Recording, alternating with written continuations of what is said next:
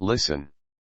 One day, a long time ago, a man asked me whether and to what extent is God merciful towards sinners.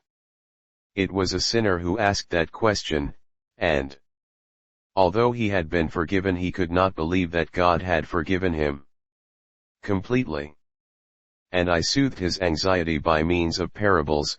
I assured and promised him that for his sake I would always speak of mercy, so that his repentant heart, which wept within him like a lost child, should feel sure of being already in the possessions of his Father in heaven.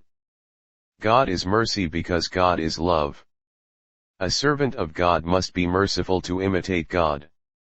God makes use of mercy to attract to himself his children led astray. A servant of God must make use of mercy as a means of taking misguided men back to God. The precept of love is compulsory for everybody. But it must be 3 times so in the servants of God. No one will conquer heaven if one does not love. That is all that is necessary to say to believers.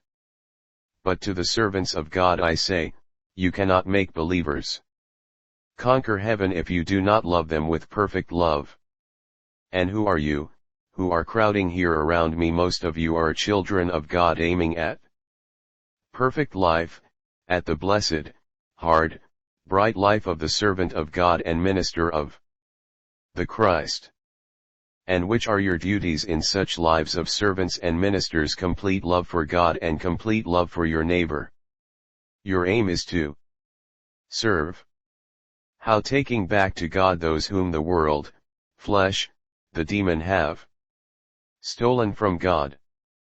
By which means? By love. Love, which can be active in 1,000 ways, and has but one purpose, to make people love. Let us consider our beautiful Jordan. How imposing it is at Jericho. But was it like that at its sources? No. It was just a trickle of water and would have remained such if it had always been alone.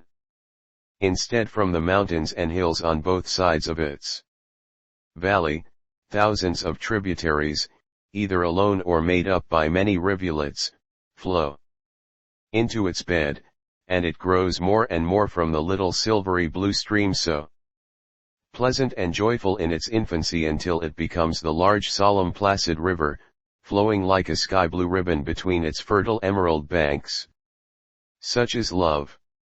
It is initially a tiny stream among the infants on the way of life, who can just avoid grave sins for fear of punishment, but subsequently, as they proceed on the way to perfection, many brooks of this main virtue, by will of love, appear from the rugged, arid, proud, harsh mountains of mankind, and everything helps to make it rise and gush out, sorrows and joy, just as upon the mountains the frozen snow and the sun melting it, form rivers. Everything helps to open the way for them, humility as well as repentance. Everything serves to convey them to the initial river. Because a soul, thrust onto that way, loves to have its ego destroyed, and aspires to rise again, drawn by the Sun God, after becoming a beautiful, mighty, beneficial river. The brooks that nourish the embryonic stream of awesome love, are, besides virtues, the deeds that virtues teach men to accomplish, deeds, which being streams of love, are deeds of mercy. Let us consider them together. Some were already known to Israel, some will be made known to you by me, because my law is the perfection of love. For to feed the hungry, it is a duty of gratitude and love, and a duty of imitation. Children are grateful to their father for the bread he procures for them. And when they are grown into men, they imitate him by procuring with their work bread for their own sons and for their father, by now unable to work, because of his age, an affectionate fair return of the good received. The fourth commandment states, honor your father and mother. One honors their old age by ensuring they do not have to beg for bread of others. But the first commandment comes before the fourth. Love God with your whole being, and the second, love your neighbors as you love yourself. To love God in himself and to love him in one's neighbor is to be perfect. One loves him by giving bread to those who are hungry, remembering how many times he appeased man's hunger through miracles.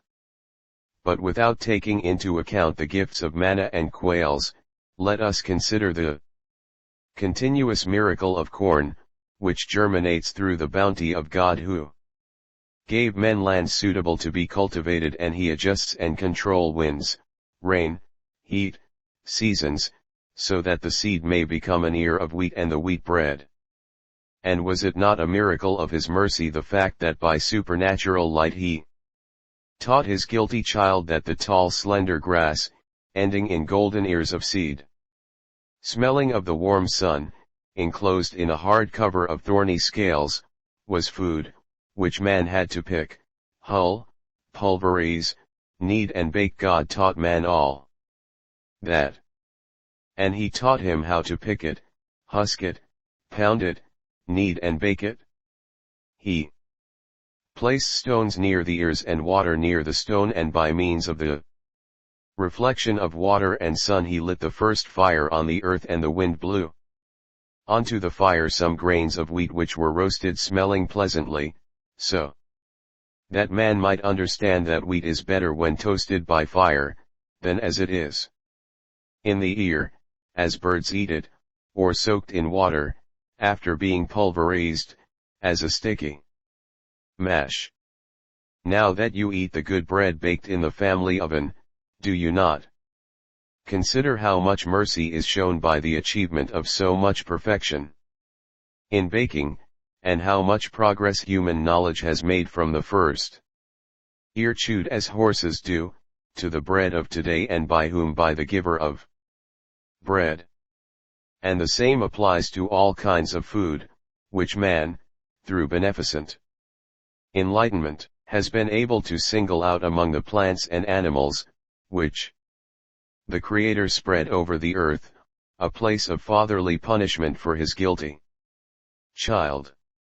Thus, to give something to eat to the hungry is a prayer of gratitude to the Lord and Father, who satisfies our hunger, and it is imitating the Father, whose likeness was gratuitously granted to us, and which we must continuously increase by imitating his action. 5. To give drink to the thirsty. Have you ever thought what would happen if the Father did not let rain fall on the earth, and if he said, because of your harsh unkindness towards the thirsty I will stop clouds from descending upon the earth? Could we protest and curse? Water, more than wheat, belongs to God, because wheat is cultivated by man, but only God cultivates the fields of clouds, which descend as rain or dew, fog or snow, nourishing fields and cisterns, filling rivers and lakes, giving shelter to fish, which appease man's hunger with other animals. If someone asks you, give me a drink, can you say to him, no, this water is mine and I will not let you have it? Liars! Which of you made a snowflake or one single drop of rain? Which of you evaporated a dew diamond with his astral heat? No one. It is God who does that. And if water descends from the sky and reascends there, it is only because God controls that part of creation as he controls the rest. Give, therefore, the good cool water of the springs of the earth, or the pure water of your well, or the water that filled your cisterns, to those who are thirsty. It is the water of God, and it is for everybody. Give it to the thirsty. For such a small deed, which costs you no money and involves no work except the handing of a cup or a jug, I tell you that you will receive a reward in heaven. Because, not the water, but the charitable action is great in the eyes and judgment of God. 6. To clothe the poor. Nude, shameful, pitiful miseries pass along the roads of the earth, forlorn old people, people disabled by disease or misfortune, lepers coming back to life. Through the Lord's bounty, widows laden with children, people deprived of every comfort by mishaps, innocent little orphans.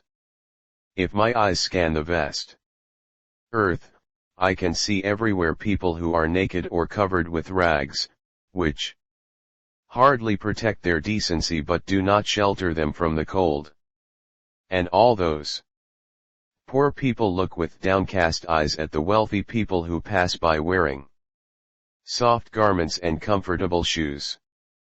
Downcast eyes and kindness in good people, downcast eyes and hatred in those who are not so good. Why do you not assist their dejection, making the good ones better, by means of your love, and destroying hatred in those who are less good? Do not say, I have only enough for myself. As in the case of bread, there is always something more than what is necessary on the tables and in the wardrobes of people who are not entirely forsaken.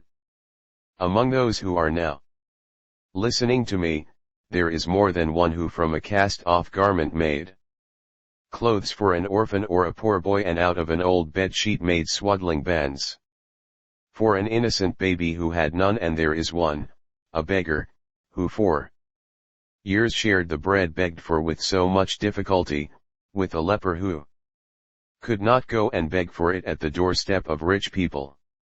And I solemnly tell you that such merciful people are not found among the wealthy, but among the poor humble classes who know by their own experience how painful is poverty.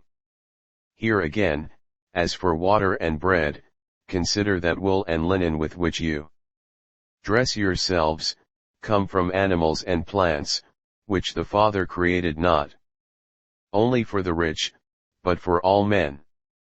Because God gave man only one wealth, his grace, health, and intelligence. Not the filthy wealth, which is gold, elevated by you to a useless nobility, whilst as a metal it is not more beautiful than any other. And it is much more useless than iron, with which you make spades and plows, harrows and sickles, chisels, hammers, saws and planes, the holy tools for holy work. And you elevated it to false nobility through the instigation of Satan, who has made you, the children of God, as wild as beasts. God had given you the riches of what is holy to make you more and more holy. Not this murderous wealth, which shed so much blood and so many tears. And give as it was given to you. Give in the name of the Lord, without being afraid of remaining naked.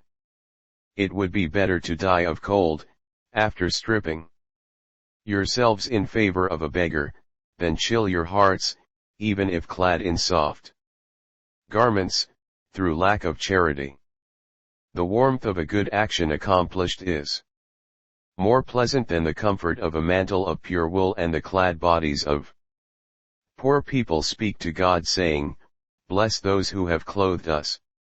7. If to satisfy people's hunger and quench their thirst and clothe the poor joins holy temperance and blessed justice to most holy charity, so that the destiny of our unhappy brothers is modified through our holiness, when we give what we abound in, with God's leave, on behalf of those who are deprived of it through the wickedness of man or through diseases, to give hospitality to pilgrims joins charity to confidence and to the esteem of our neighbor.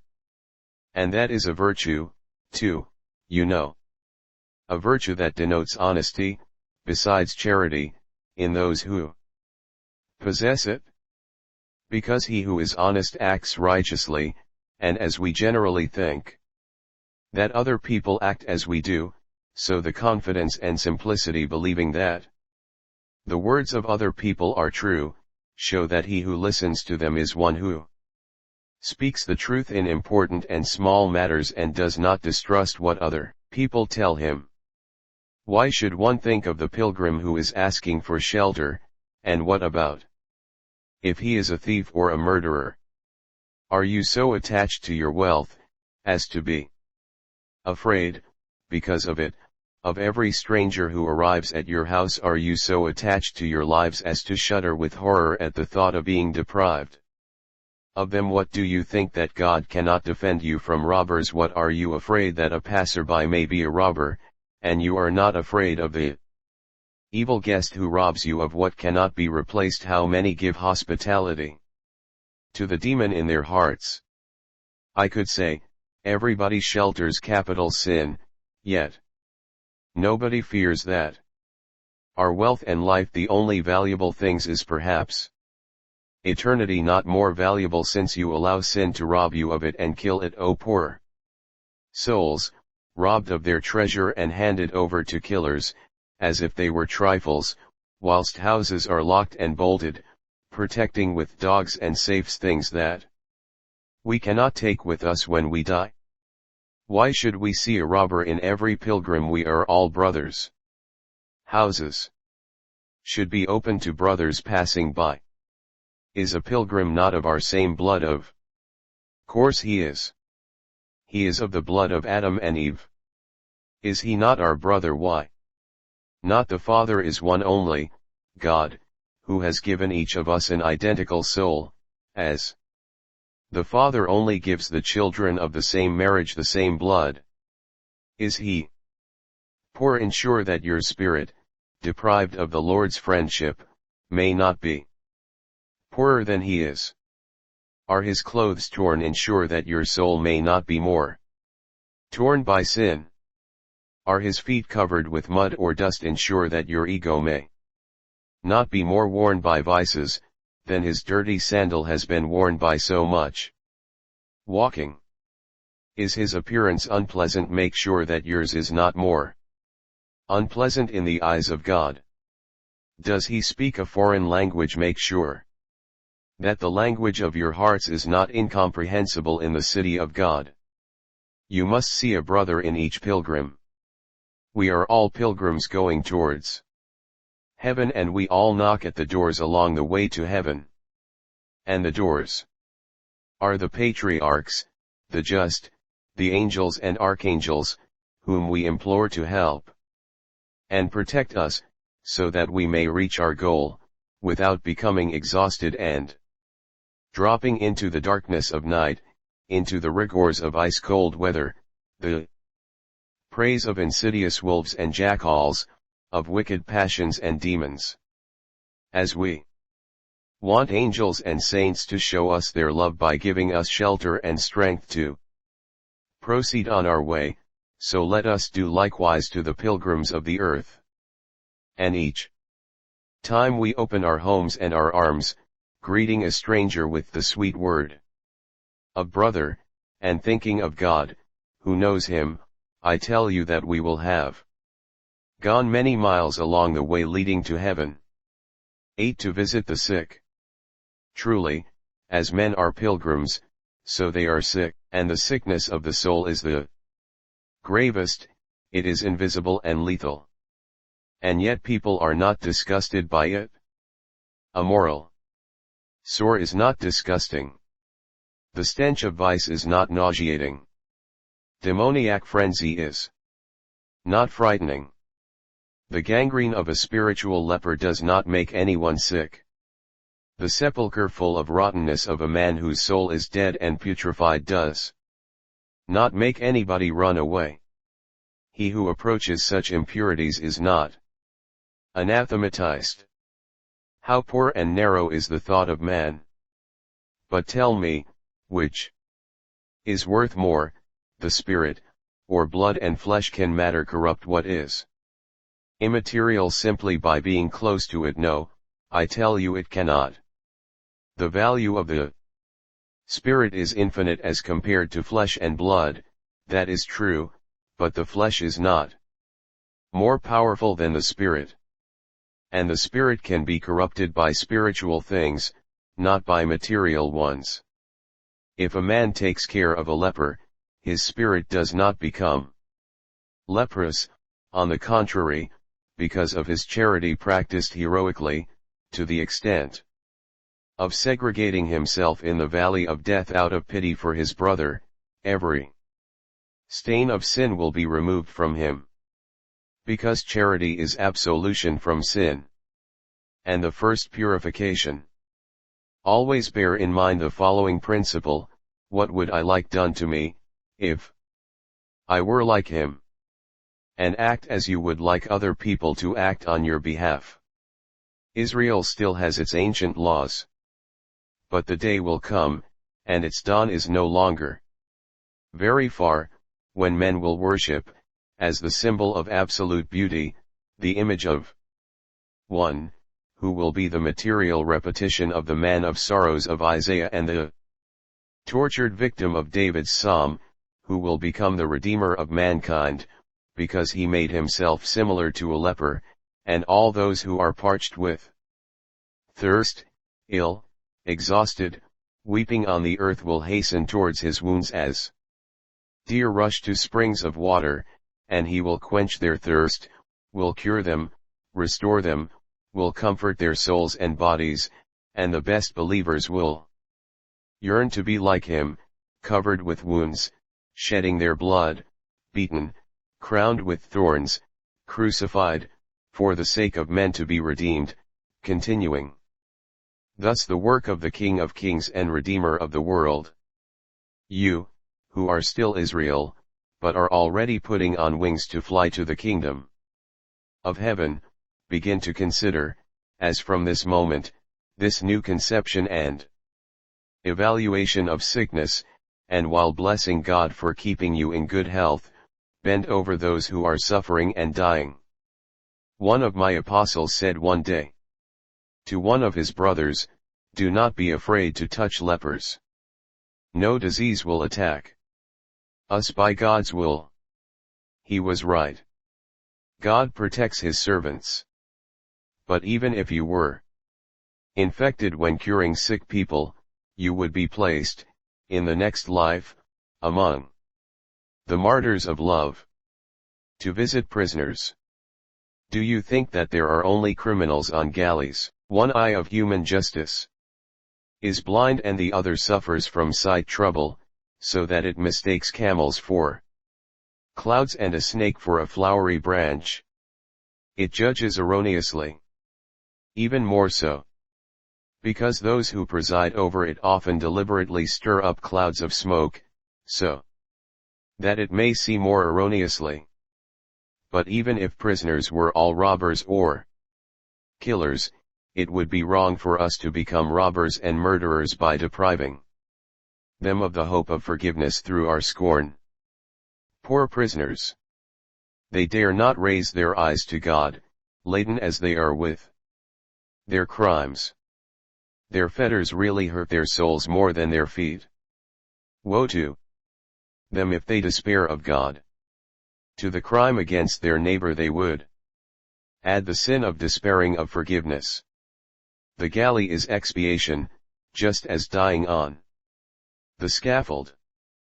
But it is not sufficient to pay what is due to human society for the crime committed.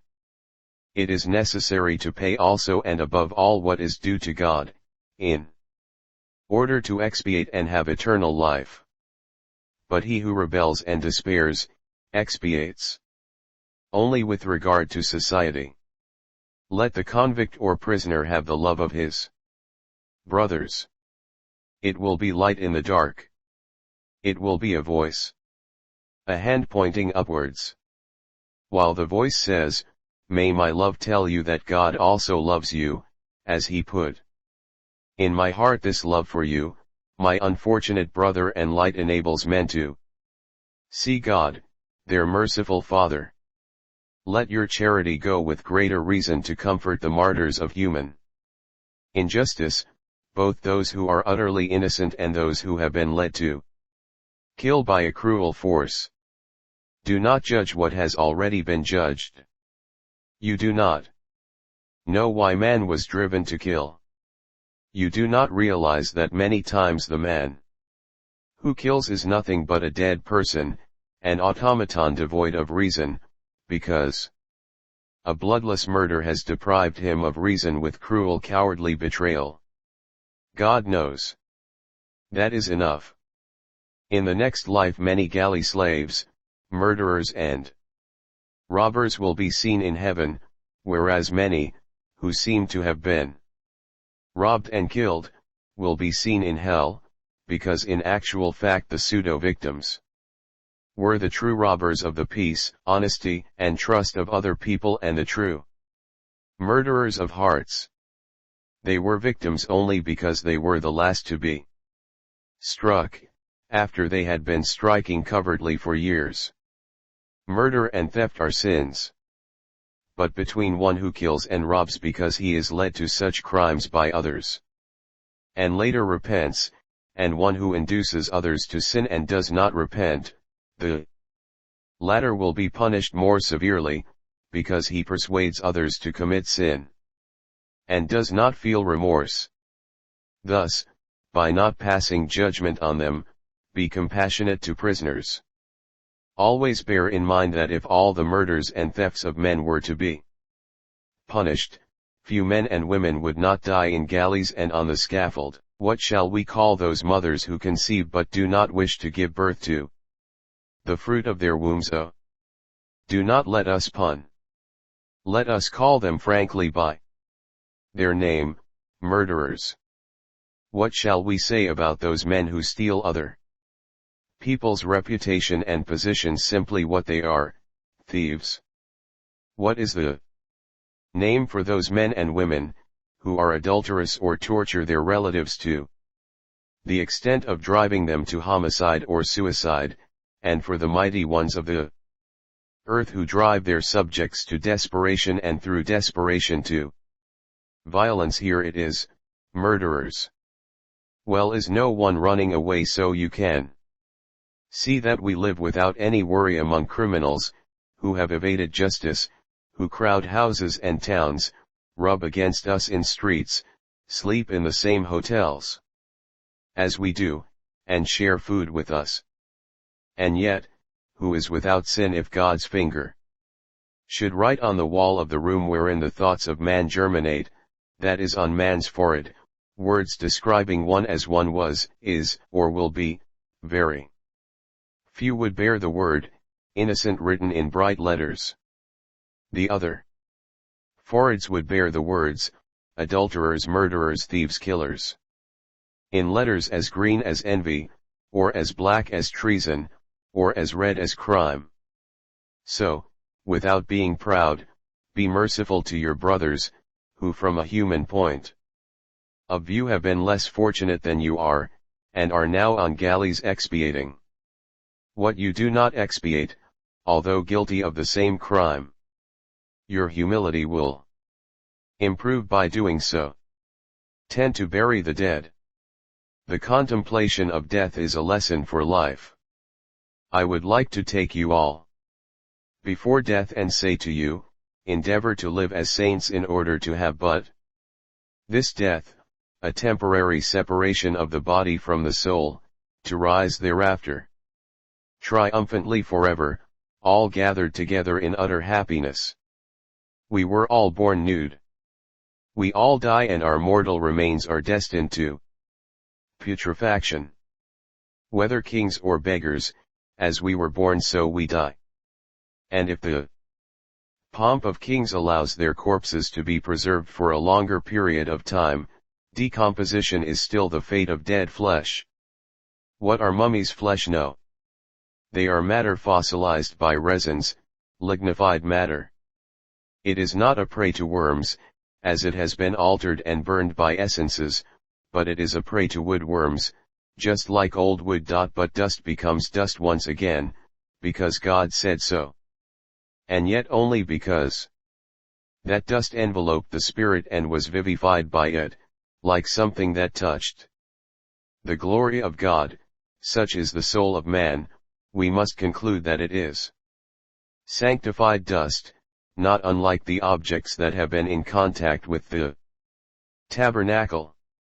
There was at least one moment when a soul was perfect, while God was creating it. And if sin disfigured it, depriving it of its perfection, because of its origin it still confers beauty to matter, and because of the beauty that comes from God, a body is embellished and deserves respect.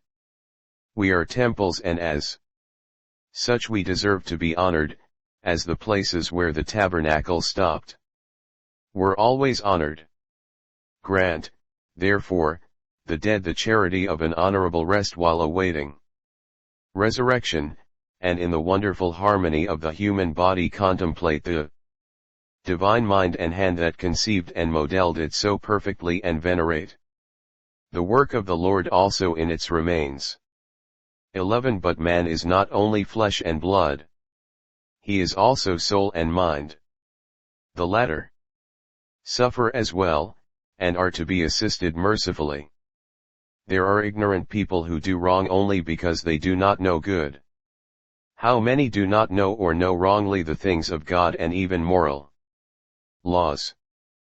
They languish like famishing people because no one satisfies their hunger, and fall into marasmus through lack of nourishing truth. Go and teach them. Because that is why I have gathered you and I am sending you. Give the bread of the Spirit to the hunger of spirits. To teach the ignorant corresponds, in the spiritual field, to appeasing the hunger of those who are starving. And if a reward is granted for a piece of bread offered to a languishing body, so that it may not die, what reward will be given to him who satisfies a spirit with eternal truth and gives it eternal life? Do not be avaricious of what you know. It was given to you without any expense or limit. Give it without avarice, because it belongs to God, like the water of the sky, and it is to be given as it was given to us.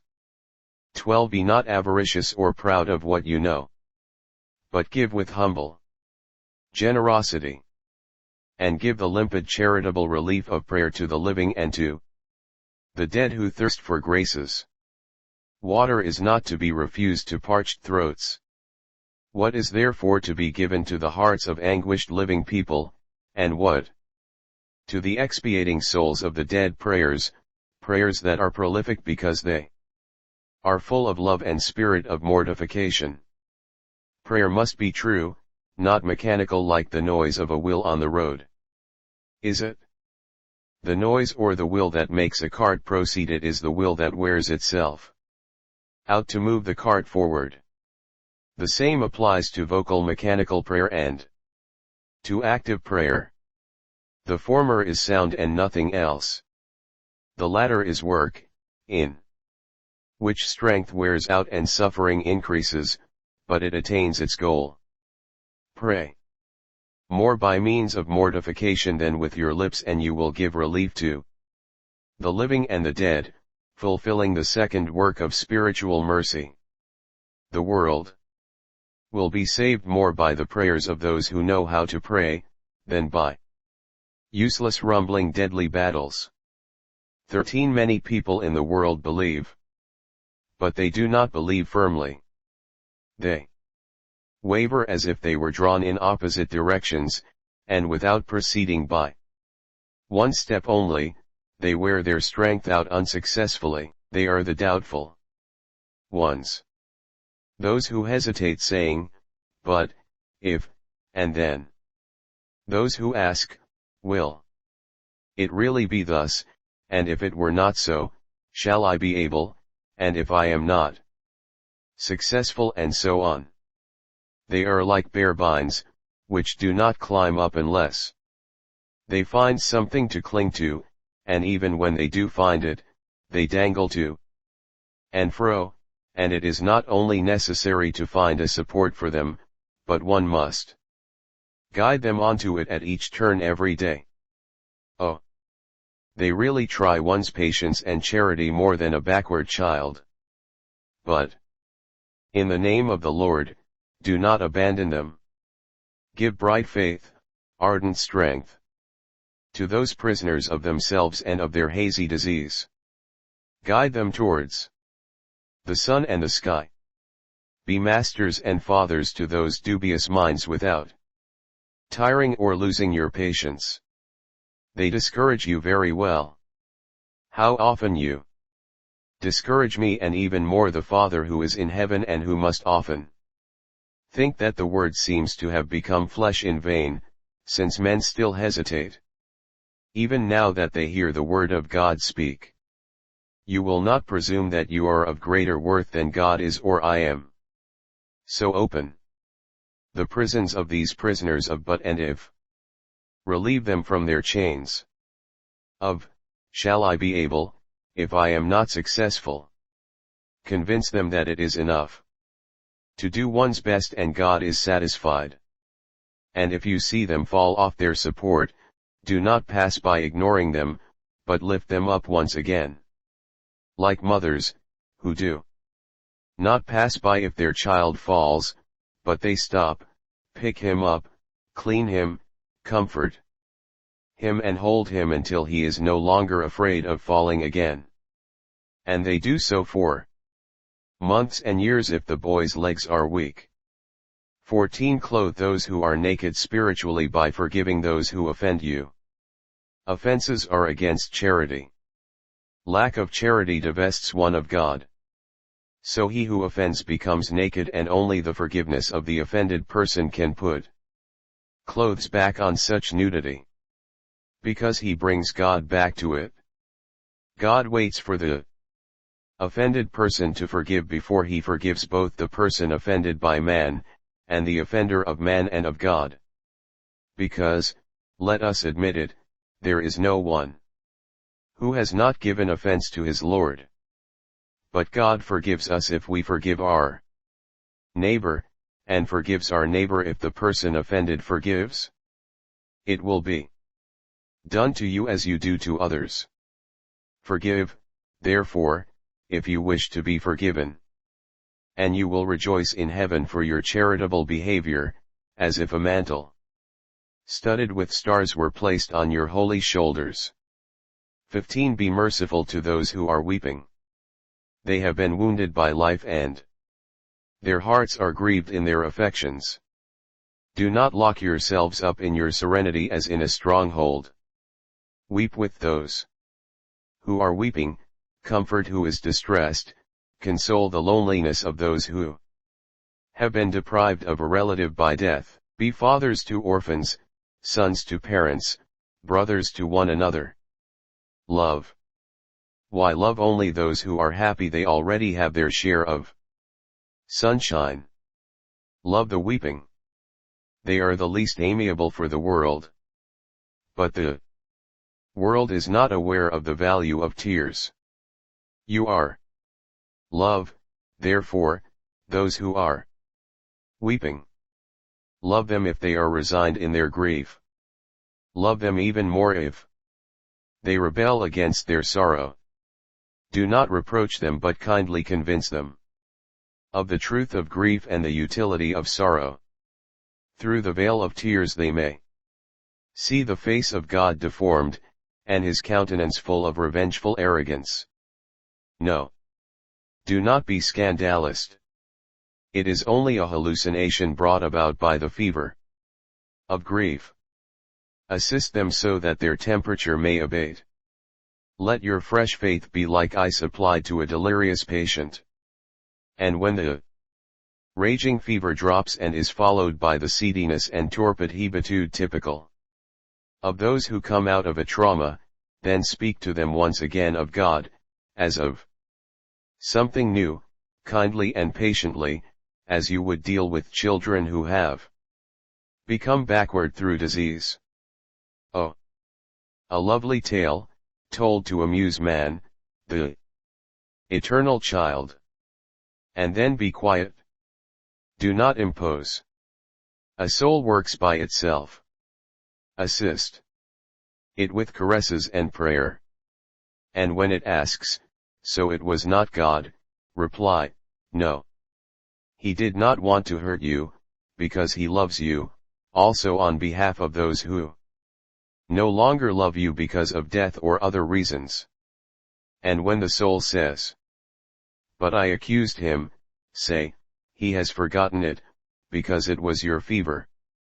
And when it says, "I would like to have him," say, "Here he is, at the door of your heart, waiting for you to open it to him." 16. Bear bothersome persons. They come in to upset the little house of our ego, just as pilgrims come in to upset the house in which we live. But as I told you to welcome pilgrims, so I tell you to welcome these persons. Are they bothersome? But if you do not love them, because of the trouble they cause you, they love you, more or less righteously. Welcome them for such love. And even if they came inquiring, hating, insulting you, be patient and charitable. You can improve them through your patience. But you may scandalize them through your lack of charity. Be sorry because they sin, but be more sorry to make them sin and to sin yourselves. Receive them in my name, if you cannot receive them with your own love. And God will reward you, by coming himself, later, to return the visit and cancel the unpleasant memory by his supernatural caresses. 17. Finally, endeavor to bury sinners in order to prepare the return to the life of grace. Do you know when you do that, when you admonish them with paternal, patient, loving insistence? It is as if you were burying little by little the ugly part of the body before delivering it to its sepulchre, awaiting the command of God. Rise and come to me. Do the Jews not purify the dead out of respect for the body, which is to rise? Again, to admonish sinners is like purifying their limbs, the first operation for burial. The grace of the Lord will do the rest. Purify them through charity, tears, and sacrifices. Be heroes to snatch a soul from corruption. Be heroes. You will not be left without reward. Because if a reward is given for a cup of water given to a thirsty body, what will be given to him who relieves a soul from infernal thirst? 18. I have finished. Those are the deeds of corporal and spiritual mercy that increase love. Go and practice them. And may the peace of God and mine be